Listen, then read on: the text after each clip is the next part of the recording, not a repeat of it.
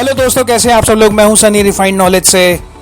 तो आज हम बात करने वाले हैं कुछ ऐसी बहुत ही अलग, बहुत ही नया टॉपिक है। दुनिया में हर एक महिला सुंदर दिखने के लिए कई तरीके के ब्यूटी प्रोडक्ट्स का यूज करती है, लेकिन आज हम बात करने वाले हैं कि पुराने समय में महिलाएं किन किन विधियों को और प्रोडक्ट्स का यूज करती थी अपनी ब्यूटी को इनहेंस करने के लिए। तो देखते रहिए हमारी वीडियो को लास्ट तक, और वीडियो अगर अच्छा लगे तो प्लीज एक लाइक जरूर कर दीजिएगा। तो सब्सक्राइब कीजिए हमारे चैनल को, रिफाइंड नॉलेज को, और बेल आइकन जरूर दबा दीजिए। प्राचीन दुनिया में महिलाएं बहुत ही अजीबोगरीब तरीके अपनाती थी खूबसूरती बढ़ाने के लिए, जिन्हें अगर आप देखेंगे तो आपके होश उड़ जाएंगे।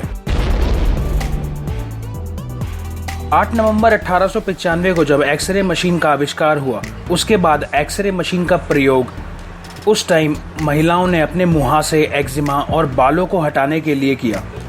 इसका दुष्प्रभाव भी बहुत बुरा पड़ा, जिसकी वजह से एट्रोफी, अल्सरेशन और कैंसर जैसी बीमारी होने लगी। प्राचीन ग्रीस में यूनिब्रो को पवित्रता और बुद्धिमानी का प्रतीक माना जाता था, जिसके चलते जिन महिलाओं की आईब्रो बीच में मिली नहीं होती थी, वो काले पाउडर से आईब्रो के बीच वाले हिस्से को काला कर लेती थी, जबकि अन्य महिलाएं बकरी के बालों से बनी नकली आईब्रो लगाती थी। 1920 के दशक में पोर्टेबल हेयर ड्रायर आया था, जो उस समय के भारी हेयर ड्रायर की जगह एक सुविधाजनक विकल्प था। हालांकि ये उपकरण बहुत ही खतरनाक था, जिससे करंट लगने और मौत का खतरा था। 1800 के दशक में पलकों को ट्रांसप्लांट करवाना बहुत ही जोरों शोरों पर था, जिसके चलते विशेषज्ञों ने एक तरकीब निकाली और बालों को सीधे एक पतली सुई के जरिए पलकों में पिरोना शुरू कर दिया। कितना दर्दनाक होता होगा उस टाइम अपनी पलकों की एक्सटेंशन करवाना।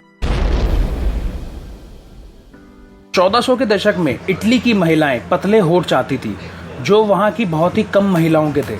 इसीलिए पेंटिंग बनवाते समय महिलाएं अपने होठों को ज्यादा हाईलाइट नहीं करवाती, ताकि उनके होठ नजर न आए। प्राचीन समय में रोम की महिलाएं ग्लैडिएटर्स के पसीने से बने मॉइस्चराइजर को चेहरे पर लगाती थी, जिसकी वजह से लड़ाई के बाद ग्लैडिएटर्स का पसीना बेचा जाता था। 1936 में इजाबेला गिलबर्ट ने डिंपल मेकर मशीन का आविष्कार किया। उस मशीन में 2 सर्कल होते थे, जिन्हें चेहरे पर फिट करके डिंपल बनाने की कोशिश की जाती थी। ये मशीन थी तो दर्दनाक, पर इस मशीन का कोई फायदा नहीं हुआ। जापान में एडो काल के दौरान शादीशुदा महिलाएं अपने दांतों को काला करवाती थी। इसे उस समय का लेटेस्ट फैशन स्टेटमेंट माना जाता था। दांतों को काला करने की तरकीब दांतों को बुढ़ापे तक बचाए रखने में भी मदद करता था, पर 1877 आते आते जापानी सरकार द्वारा इस प्रथा पर प्रतिबंध लगा दिया गया था। 18वीं शताब्दी में हेयर स्प्रे के आविष्कार से पहले महिलाएं अपने विग को लगाने के लिए लॉर्ड यानी सूअर की चर्बी का इस्तेमाल करती थी।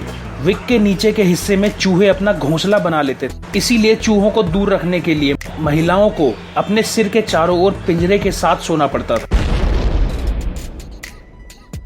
मध्य युग में माथे को महिलाओं के चेहरे का सबसे खूबसूरत हिस्सा माना जाता था, जिसके चलते कई महिलाएं अपने माथे को सुंदर दिखाने के लिए अपनी हेयर लाइन और पलकें हटवा दिया करती थी। तो देखा आपने, प्राचीन काल में महिलाएं अपनी खूबसूरती बढ़ाने के लिए किन किन अजीबोगरीब तरीकों का इस्तेमाल करती थी। अगर आपको वीडियो अच्छा लगे तो प्लीज़ एक लाइक ज़रूर कर दीजिए, और इसी तरह के और इंटरेस्टिंग फैक्ट्स जानने के लिए हमारे चैनल रिफाइंड नॉलेज को सब्सक्राइब करिए। अब आपसे मिलेंगे अगली वीडियो में, तब तक के लिए बाय।